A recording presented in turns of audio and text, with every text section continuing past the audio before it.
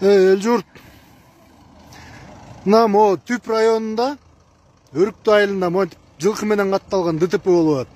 Жылкы сүзүп, машинесинде кенедей кыз бар экен.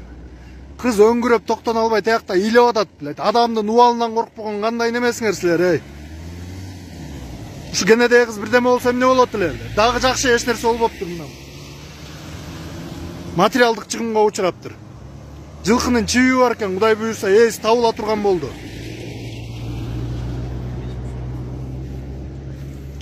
Карачы.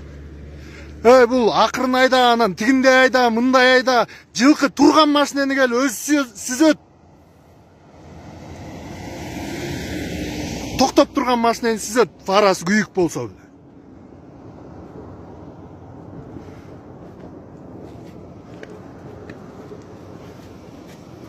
Эмне деген адам болдуңар, малыңарды бага албасаңар сатпайсыңарбы беле? Элдин убалына калбай беле.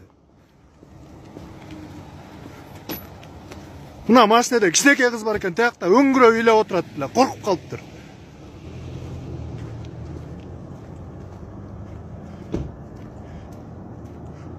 Кокус бирдеке болуп калса, убалы кимге болот эле ушунун?